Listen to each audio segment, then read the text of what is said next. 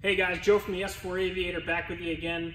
I wanted to take a minute to make a video that is probably the #1 most requested topic, the #1 question I've gotten the most, probably at least a dozen times.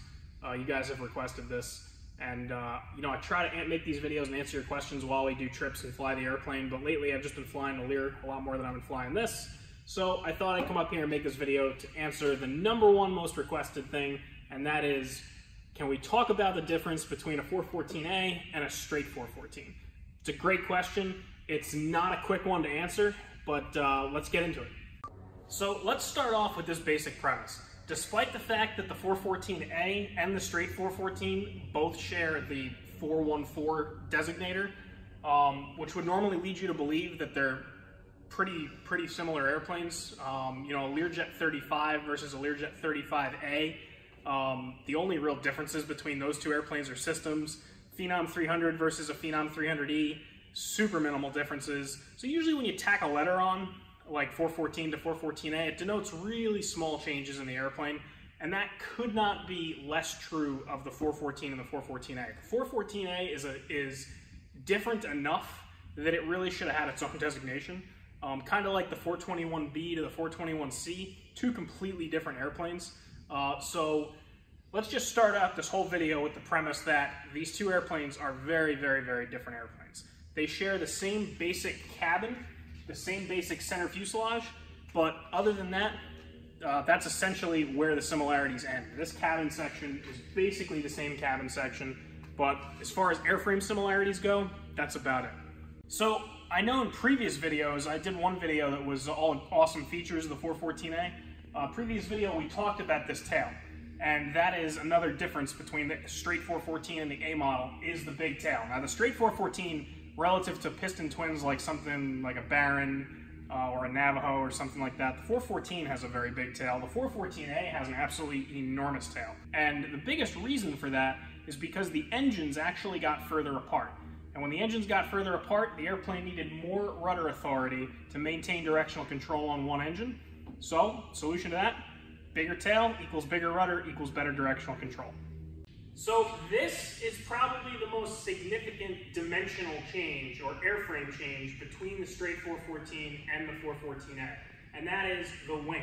It's 4.5 feet longer than the wing on the straight 414, and that's what gives the 414A probably one of the highest single-engine service ceilings of any piston twin. The single-engine service ceiling of this airplane is just under 20,000 feet. So the airplane has excellent single-engine performance, and even significantly higher than the 421C single-engine performance, and that has nothing to do with horsepower and everything to do with lift. So all the high-altitude single-engine performance in this airplane is due to the fact that it's got this gigantic wing on it, and you actually pick up a little bit of wingspan when you put the winglets on the airplane. Nothing really appreciable. They don't really add to the wingspan in a noticeably beneficial way, but you do pick up a little bit of wing area by putting the winglet kit on the airplane. And another huge benefit of having the longer wing, and probably one of the biggest improvements, one of the overall best improvements and reasons to have the A model over the straight 414, is with this wing came the newer fuel system. This airplane has the 2-tank wet wing fuel system, which is similar to the fuel system that they use on the Conquest products. Same fuel system that's on the 421C, but this is the wet wing 213-gallon fuel system. It's only 2 tanks. It's a very simple system. The right engine burns off the right wing, the left engine burns off the left wing in a normal configuration. And it's very easy to manage. You don't have to worry about switching tanks. We don't have an excessive amount of fuel pumps on this airplane. The straight 414, if you add them all up and you include the boost pumps and the engine-driven pumps, has something like 10 fuel pumps on the airplane. This airplane, if you want to really go that in detail, has 4. It's got 2 boost pumps and 2 engine-driven pumps, and that's that. So we have 1 tank in each wing, very simple fuel system, and it also has an increased fuel capacity over the straight 414. Don't quote me on this, but I believe the straight 414 is 164 gallons, or the early ones might have even been less, 134, something like that.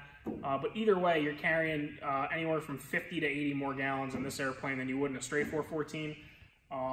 The 206 usable gallons of fuel in this airplane is typically more than enough for anybody's mission profile with a 414A, but for those people out there that really need the endurance, You can even add wing locker tanks to this airplane, which gives you another 40 gallons or another hour of flying, and that puts just an insane amount of fuel on the airplane. I mean, some people have a use for it, we really don't, but very, very versatile airplane from a fuel standpoint, and it's a much simpler fuel system than the straight 414.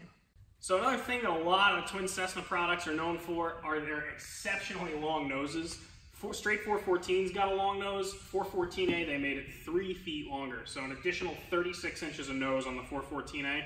What's the benefit from that? Well, the biggest benefit we get from the A model and having the extra 3 feet is baggage space and baggage capacity, and I talked about this in my video talking about the features of the 414A.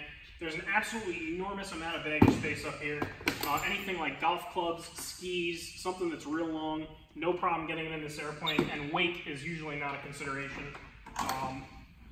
This airplane has no optional equipment in the avionics compartment anymore. Since the avionics project, all of the avionics that was stored in the nose avionics compartment under the floor here has gone away, which brings our maximum weight, our maximum baggage capacity in the entire nose baggage compartment to a total of 582 pounds of baggage. That's absolutely insane. I know of piston twins that can't carry 582 pounds of baggage in any compartment, let alone in just one of them.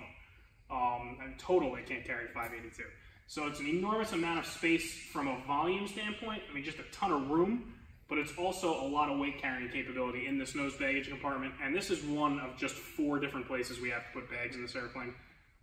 So that's another huge advantage of the 414A over the straight 414. Things like golf clubs, skis, no problem.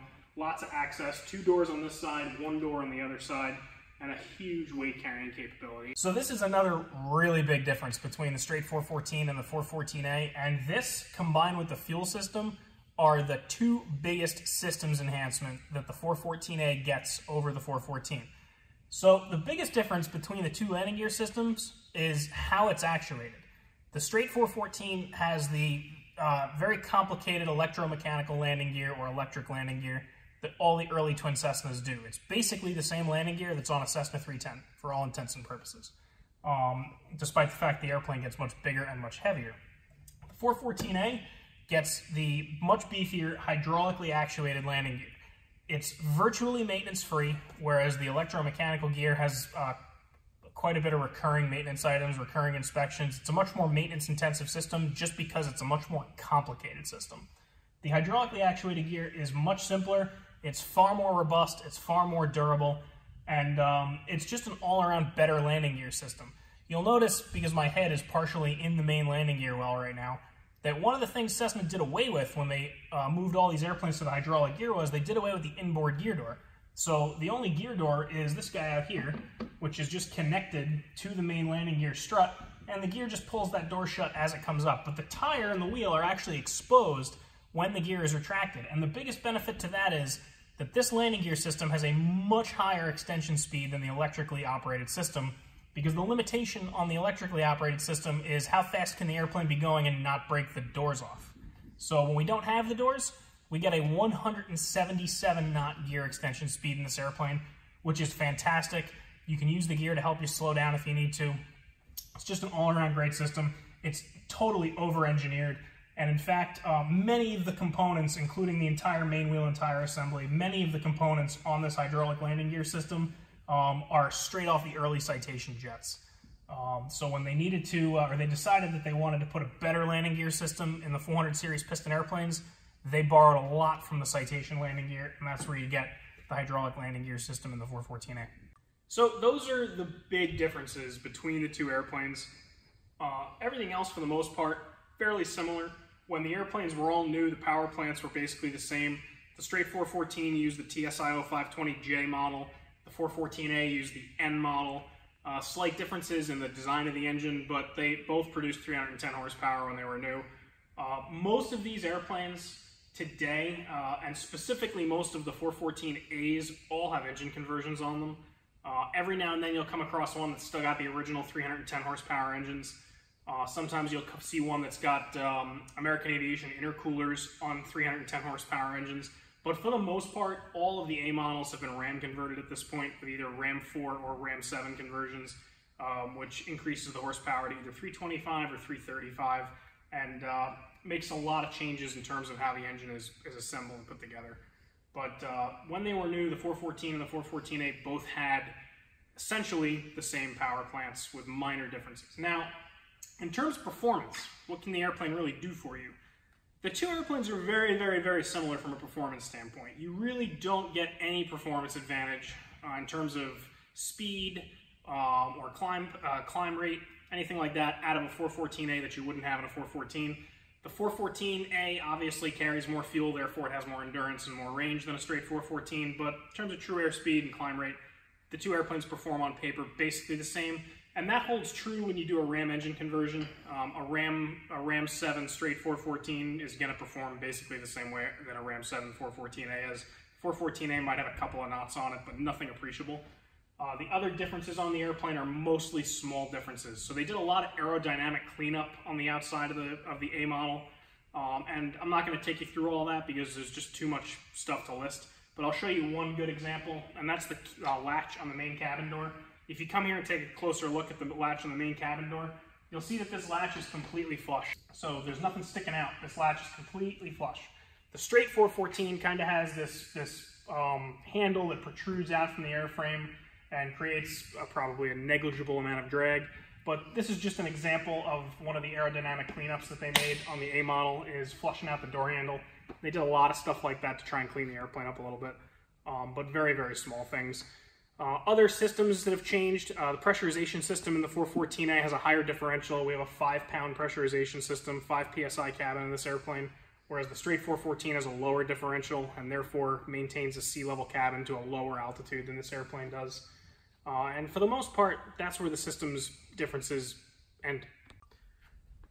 Alright, so that basically concludes, I could make a 2-hour video on this topic, but that's the quick and dirty in terms of what the differences are between the 414A and the straight 414.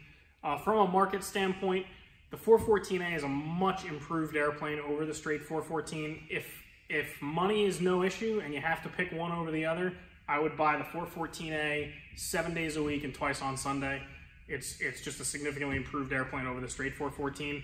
And believe it or not, it's actually the less expensive one to maintain. It is by no means the less expensive one to acquire, but it is the less expensive one to maintain, and that simply comes down to the fact that it has newer, simpler systems. In terms of market values, the bottom end of the straight 414 market right now, depending on the airplane, is probably down close to the $120,000 or $130,000 mark for the bottom of the market. Top end of the straight 414 market is probably pushing the low threes. Bottom end of the market for the A model is probably somewhere in the low twos, mid twos, $250,000, $225,000, somewhere around there. The upper end of the market for these airplanes right now is pushing almost $600,000. So the 414A is definitely the more expensive airplane to acquire, but it's also the less expensive of the two to maintain. So what you get for the extra money you spend on the A model, you get the airplane that's got the newer systems and the airplane that's going to cost you less money to maintain in the long run. They're both excellent airplanes. They're both twin Cessna products. They're both wonderful airplanes. But if you have to pick between one or the other, I'd take the A model simply because it's the newer airplane with the better systems. So thank you guys once again for tuning in. I really appreciate you supporting the channel, as you guys always do. I love seeing your comments, and thank you for all the support. So go ahead and hit that subscribe button, give me a thumbs up, drop a comment below, and I'll see you guys next time. Thanks.